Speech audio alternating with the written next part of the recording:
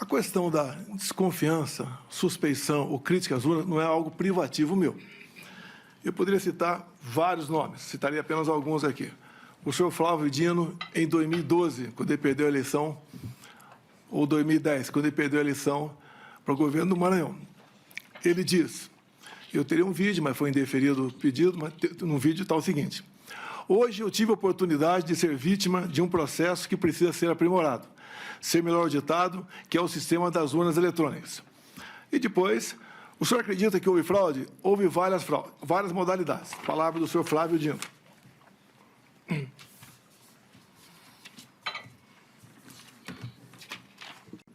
Mas faz parte da regra.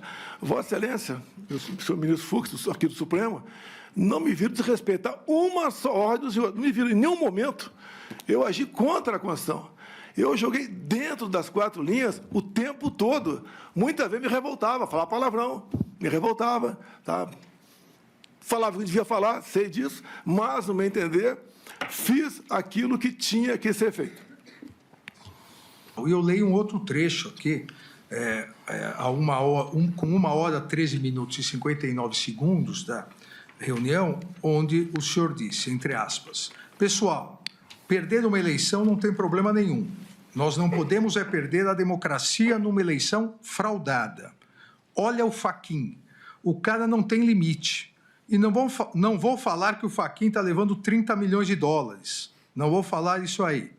O que o Barroso está levando, 30 milhões de dólares. Não vou falar isso aí. Que o Alexandre de Moraes está levando 50 milhões de dólares. Não vou falar isso aí. Não vou levar para esse lado. Não tenho prova, pô. Mas algo esquisito está acontecendo. Esse cidadão que está aqui é um marxista, advogado do MST. O Alexandre de Moraes, vocês sabem qual é a vida pregressa dele. O Barroso, vocês também sabem. Quais eram os indícios que o senhor tinha que nós estaríamos levando 50 milhões, 30 milhões de dólares? Não tem indício nenhum, senhor ministro. Tanto é que era uma reunião para não ser gravada, um desabafo, uma retórica que eu usei. Se fosse outros 3 ocupando, teria falado a mesma coisa. Então, me desculpem, não tinha essa intenção de acusar de qualquer desvio de conduta dos senhores 3. Ou seja, senhor ministro, com todo respeito, nós temos muita coisa ao nosso lado mostrando que esse sistema que está aí carece de um aperfeiçoamento, como existe, por exemplo, no Paraguai.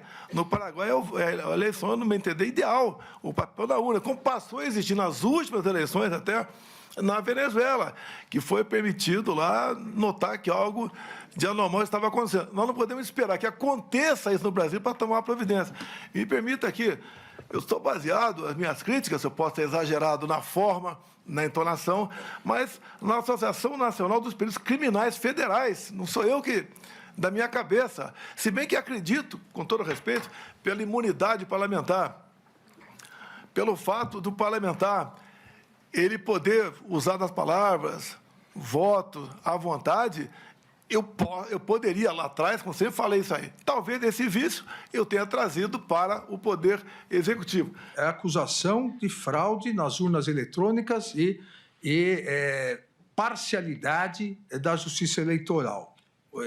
Foi exatamente isso que o senhor fez? Presidente, em 2016, a senhora Dilma Rousseff reuniu-se com embaixadores. O assunto foi outro, mas ela se reuniu com embaixadores, que é uma política privativa do chefe do Executivo.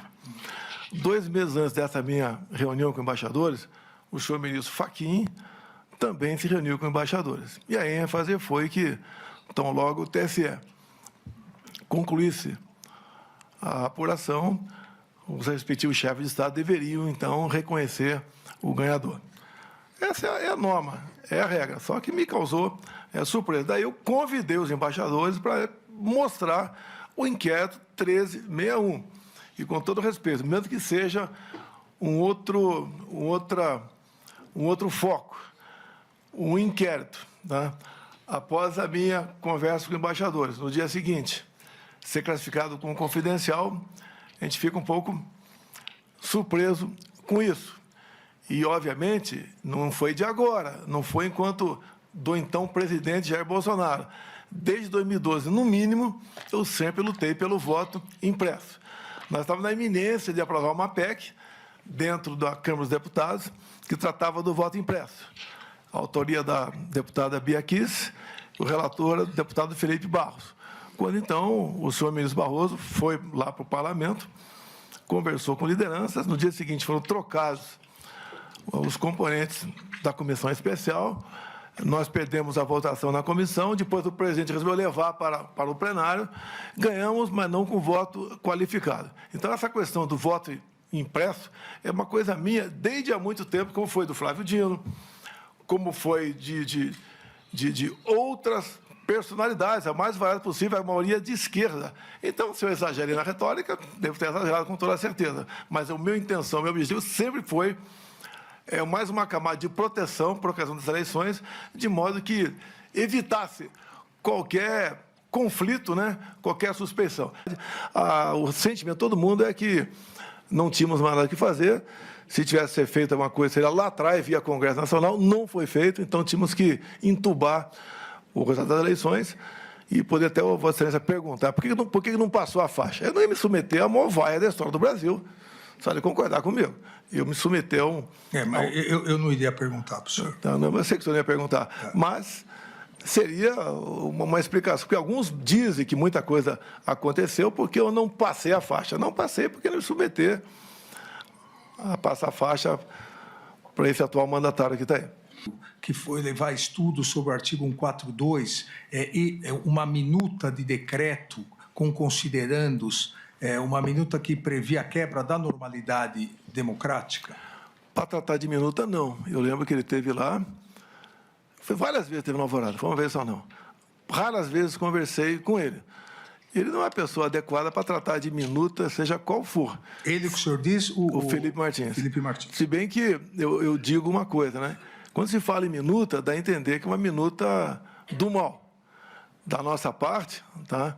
Quando se fala em minuta do mal, conspiração, né? Eu sempre tive o lado da Constituição. Então, eu refuto qualquer possibilidade de falar em minuta de golpe ou uma minuta que não esteja enquadrada dentro da Constituição brasileira. Mas essa minuta, esse documento que o senhor conversou com eles, continha o quê? Não conversei sobre essa minuta, foi bater um papo lá apenas. Teve um padre presente também, não lembro o nome dele. Era comum padre, pastores, ir orar lá na Alvorada, certo? Sempre cumprindo a Constituição, com respeito, com tranquilidade, com Deus no coração, com a bandeira do Brasil. E fizemos a nossa parte ao longo de 4 anos. Por isso, uma aceitação grande, né? Acredito eu, em especial as viagens que eu faço pelo Nordeste, pretendo na quinta, sexta, sábado, estar no Rio Grande do Norte, visitando aí uns 8 municípios. Se o senhor me permitir, logicamente, eu posso mandar umas imagens para o senhor, como é que o povo nos trata a gente na rua. Tá? Eu declino. Declino, sim, senhor. Posso fazer uma brincadeira? O senhor que sabe. Eu perguntaria aos seus advogados antes. Eu gostaria de convidá-lo para ser meu vice em 26. É isso aí. Eu declino novamente. Meu ministro, desculpa aqui.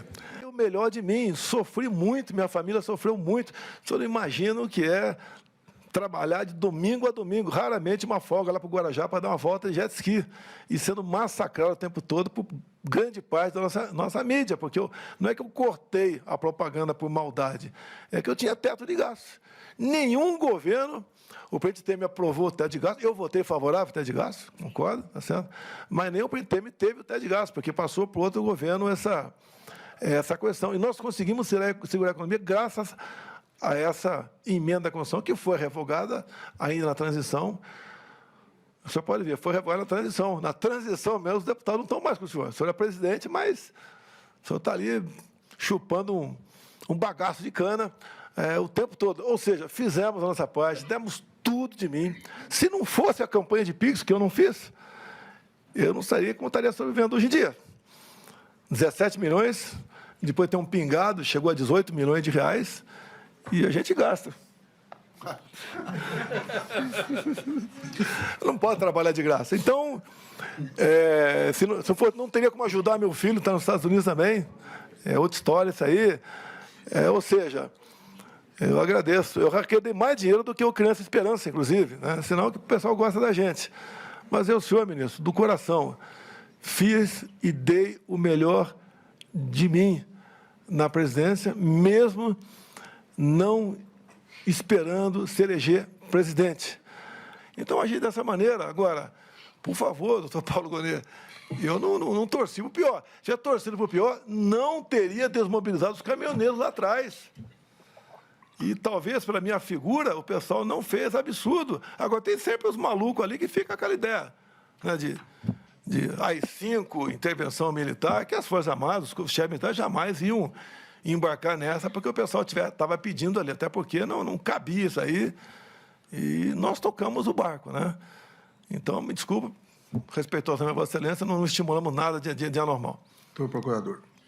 Agora, o senhor não se recorda da data, mas o senhor se recorda dessa reunião com o ministro Paulo, então ministro Paulo Sérgio, o comandante Freire Gomes e o almirante Garnier? Olha, o que foi conversado nessas poucas reuniões, que teve reunião para tratar de outros assuntos.